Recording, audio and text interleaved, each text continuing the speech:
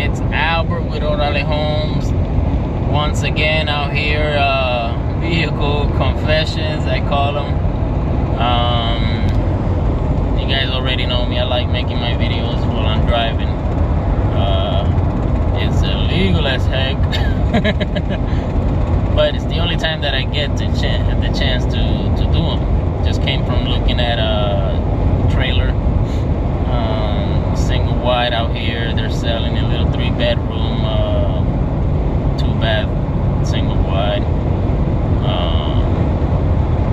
Sometimes you come across those. I don't do a whole lot of trailers, but you can still make good money on them, even if you're just flipping them.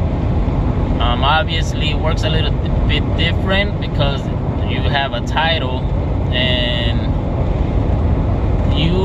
the chances are you're probably gonna have to buy it outright, get the title transferred to you, and then resell it.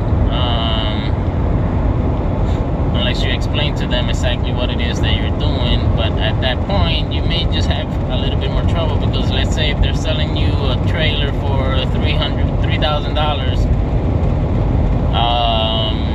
and you're gonna turn around and sell it for 10 or whatever. When she sees it, you might have a little bit more problems. So deals like that, because trailers are cheap, I avoid it. Just buy it outright, get that title transferred, to my name, and resell it. Fix it up if you want to. If not, just resell it as is and let somebody else fix it up. You're still gonna make your money. Or just buy it, fix it, and rent it. Another issue is that most of the time those trailers don't have their own property, the land, so you might be paying rent to somebody else. In a case like that one back there, the rent is only $100. So $100 is not a whole lot. That's very doable for somebody. Even if we rent it out, I could probably ask for $500 for the trailer, and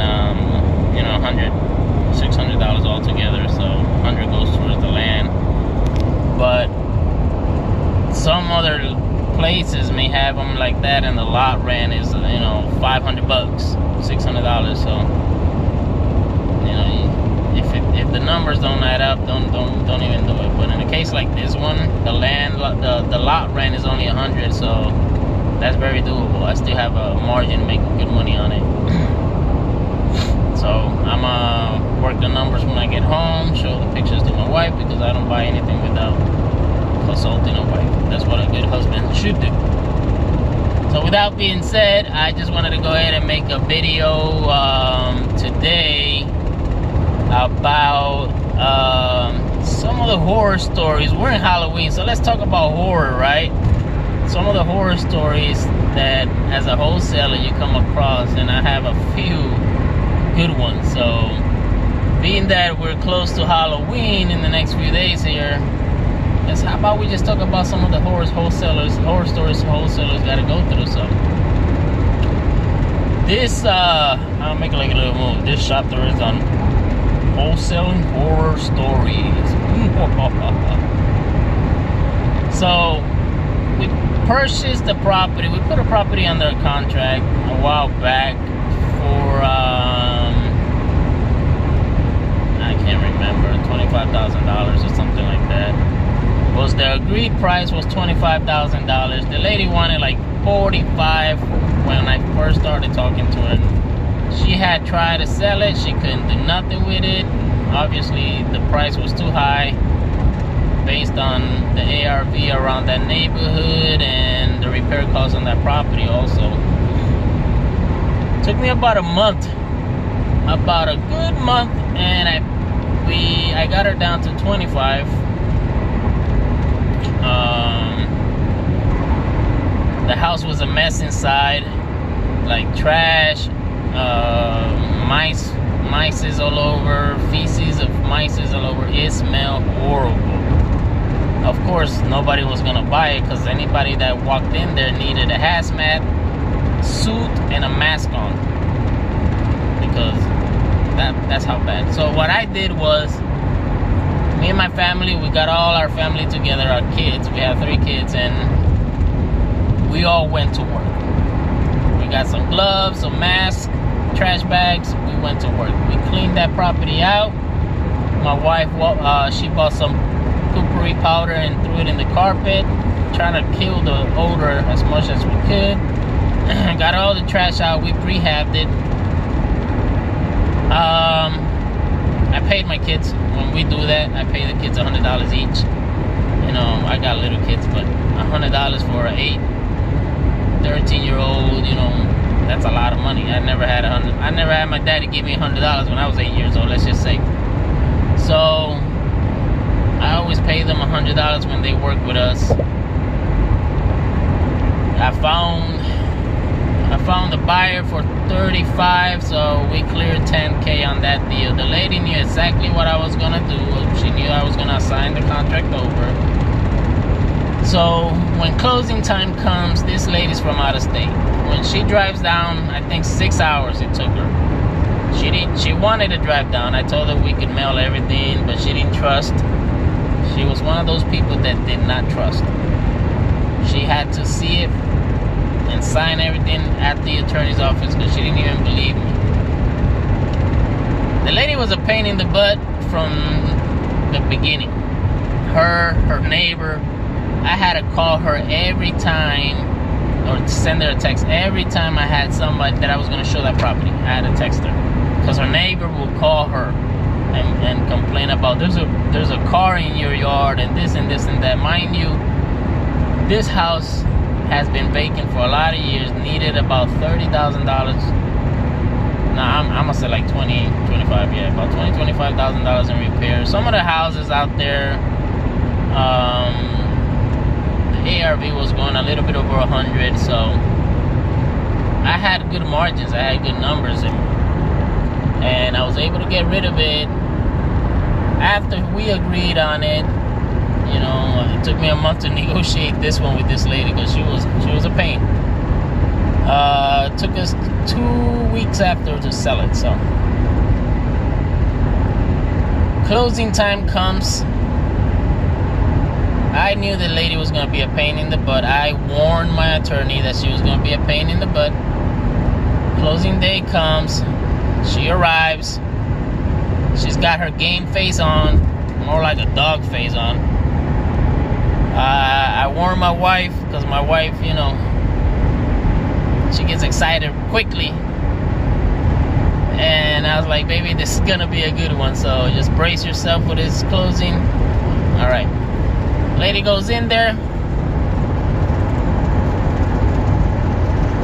I can't remember exactly what she said to my attorney, but she started insulting my attorney, saying that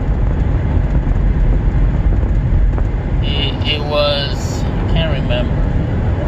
All I could remember really was that my attorney got really upset and told her, listen, I am not going to lose my license for X amount of years for measly $25,000 that you're getting. Mind you, I had already had the end buyer drop the money off. I already did all that. And I had already told her that. A day or two before she got there, I had the end buyer close down on the property, drop the money, and then she came a day later or 2 days later to pick up her check. Now, this lady, I guess she was a banker for many years. She did not want to get a cashier's check or a certified check from my attorney or whatever.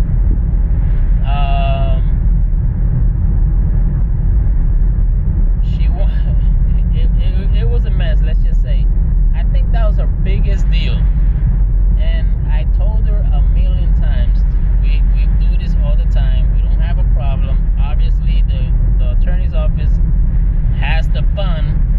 The way it works is the end buyer's gonna bring the money. They're gonna deposit that money.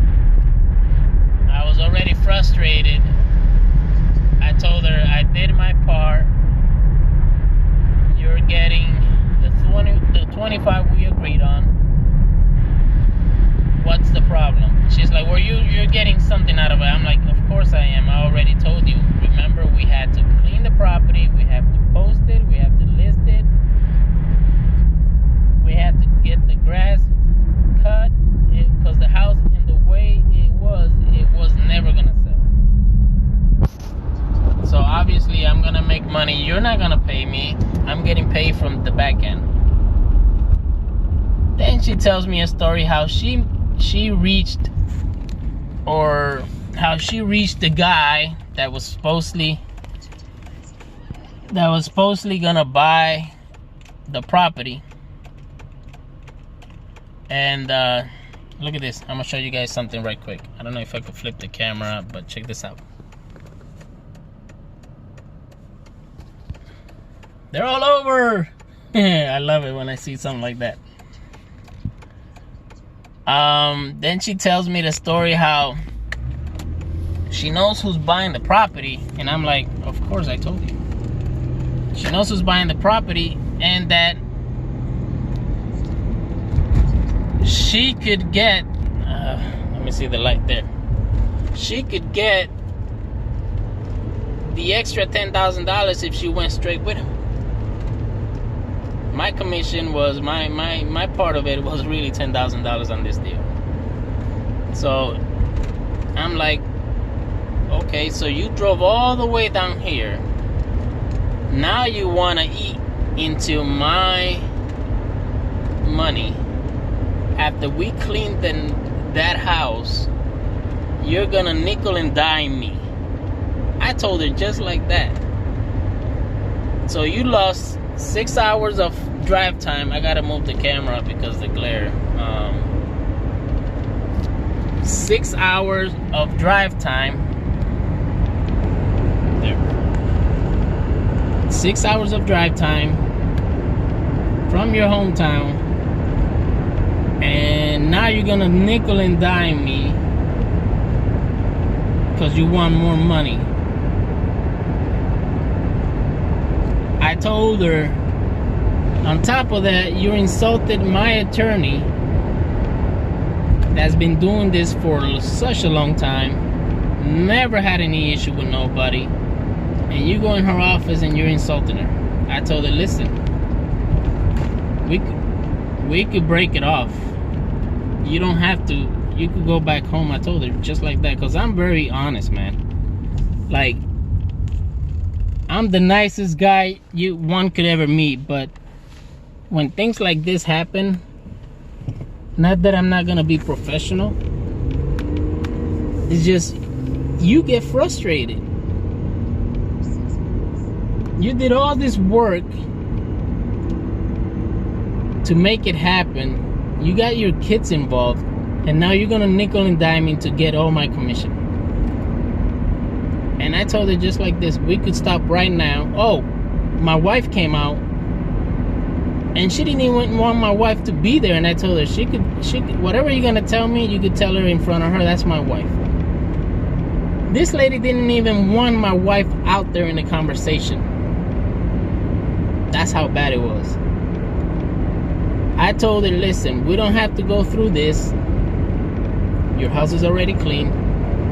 I could cancel the contract. I could go back in there, cancel the contract. You drove 6 hours, and I'll make sure you go home without the $25,000. How's that?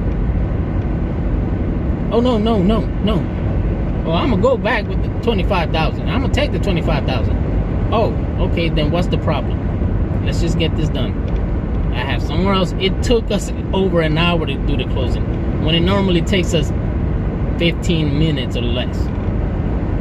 Remember, it's just a one-page contract. It doesn't take you that long. So she had to wait. She was gonna be in town for one day because I guess she had family members. I told her, you're gonna get paid tomorrow once the deed is registered. She signed the deed. My attorney, I guess that evening, had to go to court, filed it. And the next day, she kept calling me early in the morning. When can I go back and get the... I'm like, look, as soon as my attorney calls me, I'll let you know. So around, I think it was around 12 or 1 o'clock, my attorney calls me. Tells me, Albert, have that lady pick up that check. This lady was a pain. My God. almost got the ugly out of me. It could have gotten out the ugly side of my wife too. I had to control her. But that was one horror story right there. It will happen, guys. Trust me. No matter how much you explain it to somebody and you're transparent with them and clear about how you're gonna do this deal. See, not all the deals I tell them that I'm gonna sign it over. I don't. You know, I put it under contract. Then, you know, if we keep the property, we keep it. If I want to assign it, we assign it. It's in the HUD. So you don't have to tell them you're a wholesaler. Your job is basically, if you get it under contract, you get the lady the amount that you guys agreed on. That's, or the person, whoever, the seller. I don't mention the assignment part to the seller. I do my job like a whole bunch of other wholesalers out there do. Because what happens is, you know, you tell them you're gonna assign it over for a fee, and they're gonna jump at you. To be honest with you, they want more. If they see you're making money on their property, they're gonna want it. They don't care for you. They don't care about you. You know, they're gonna get greedy and they're gonna want it. You already did the job. You already prehabbed the property. Just like that lady. She wanted my commission. She wanted my money. So they're out there, guys. They're out there. Don't be fooled. But don't let this, you know, don't let stories like that intimidate you. It's all part of your job. Hell, I was more motivated when she left. Because I was one of the hardest one that I've come across. I've got other stories, but I'm not gonna fill you guys up. I'm just gonna share with you one horror story, Halloween horror wholesaling story. So, but anyhow, let's keep it real in real estate, guys. This is what you deal with. This is the things that we deal with. So, keep grinding, keep hustling. Don't let things like this bring your spirit down. If anything, it should motivate you to go out there and get the next one. You get a few nasty ones like this out of the way, there's nothing that you guys are gonna face that will scare you when it comes to wholesaling properties. But anyhow, just wanted to share with you guys. We're a few days from Halloween. I'm gonna dress up. I always do. I love Halloween, so I'm gonna dress up. I go out there with the kids, hang out with them, make sure they're safe. But I like dressing up. I have little ones, so they enjoy it too. So, but that's it. Sorry about the glare on the light and me moving the camera around. It's hard when you're driving. It's sunny out here in North Carolina today, so it's beautiful. But anyhow, another little quick video, Halloween horror wholesaling stories. Peace.